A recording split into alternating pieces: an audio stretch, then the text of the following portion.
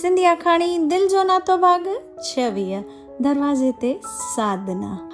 साधना खे ॾिसी ॿई ॼणा हिक ॿिए ॾे निहारण लॻा ऐं कुझु बि ॻाल्हाए न सघिया। ते साधना पुछो, छा मां ग़लति टाइम ते अची चुकी आहियां? कल्ह अध में मीटिंग छॾे वञण जे करे थोरी कुझु दिक़त वग़ैरह थी आहे छा? तंहिंते अहिड़ा ॿ टे सवाल कया ऐं रमेश चयो, बिल्कुलु बि न, तूं अहिड़ो बिल्कुलु न सोच। हाणे तोखे हिकु ॻाल्हि थो ॿुधायां कि ही सभु कल्ह हीअं थियो हो।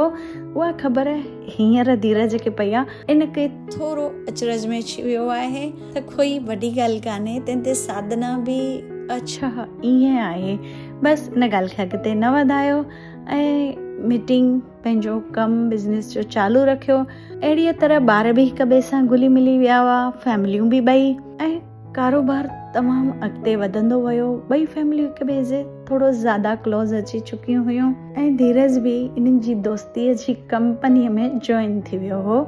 ईअं चई थो सघिजे, स्वाभाविक आहे, हिक ॿिए सां वधीक कॉन्टेक्ट में अचण सां दोस्ती त वधंदी ई आहे। अहिड़ीअ तरह वक़्तु बीतंदो वियो। हिकु वक़्तु अहिड़ो आयो कि साधना ऐं धीरज जे घर वारनि खे ईअं वीचार आयो कि ही रिश्तो जुड़े त सुठो रहंदो। ॿार बि हिक ॿिए सां ख़ुशि आहिनि ऐं हुननि पंहिंजी फैमिलीअ में हिक ॿिए सां ॻाल्हि कई ऐं साधना धीरज थोरो सम्झण लाइ तयारु न हुया। तंहिंते नैना बि तमामु घणी कोशिश कई, रमेश बि काफ़ी कोशिश कई ऐं हुननि जे लाइ चयो, तव्हां ॿई हिक ॿिए खां टाइम वठी था सघो सोचे करे। तंहिंते धीरज ऐं साधना बि हिक ॿिए सां खुली करे ॻाल्हि कई कि मूंखे 2 ॿार आहिनि ऐं तव्हांखे हिकु। सुभाणे तव्हांजी फैमिलीअ में कोई या समाज में या कुझु बि त तव्हांखे अंदर में ईअं न दुख थिए कि मां कंहिं ग़लति व्यक्तिअ खे अपनाए चुको आहियां। इन खां त पहिरां सोचणु ज़रूरी आहे ऐं सभ खां अॻु में त ॿार राज़ी हुजणा घुरिजनि।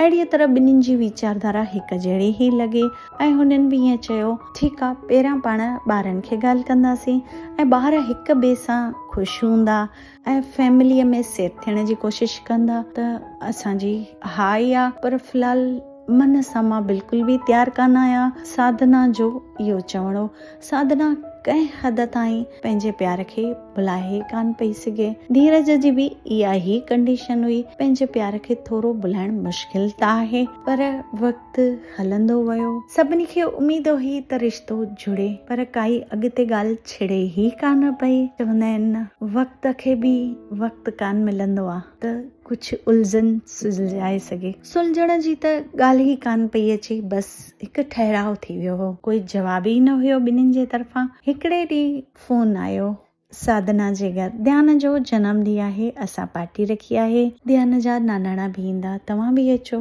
वेलकम। हाणे ॿई फैमिलियूं त काफ़ी क़रीब आहियूं, असांखे ध्यान जो जनम ॾींहुं ॾाढो धूमधाम सां मल्हाइणो आहे। हा, ॿाहिरियां माण्हू त कोन्हनि के, पर जेके पंहिंजा फैमिली मेंबर आहिनि उन्हनि खे चयो आहे त तव्हां बि कंहिं हद ताईं असां सां क़रीबी आहियो। अहिड़ी तरह हुननि खे दिलि भरियो इन्विटेशन ॾिनो, हुननि बि हानी भरी। जनम ॾींहं जी पार्टी आहे, ध्यानु रोइण लॻो, मूंखे मम्मी खपे, पर सम्झी कान पियो सघे कीअं छा।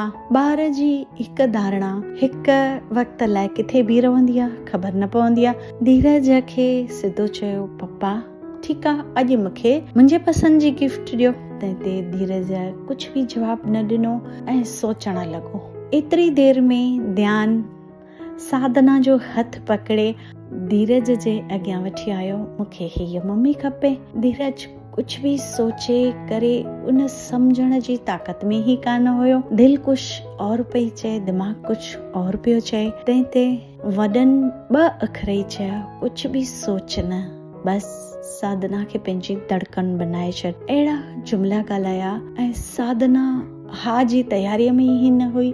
तंहिंते धीरज उन जी मांग पंहिंजे चपनि सां भरे छॾी ऐं सिधो चयो, तूं मुंहिंजी लाइफ लाइन आई, मुंहिंजे ॿारनि जी ज़िंदगी आई, पंहिंजा ॿार हिकु ई आहिनि।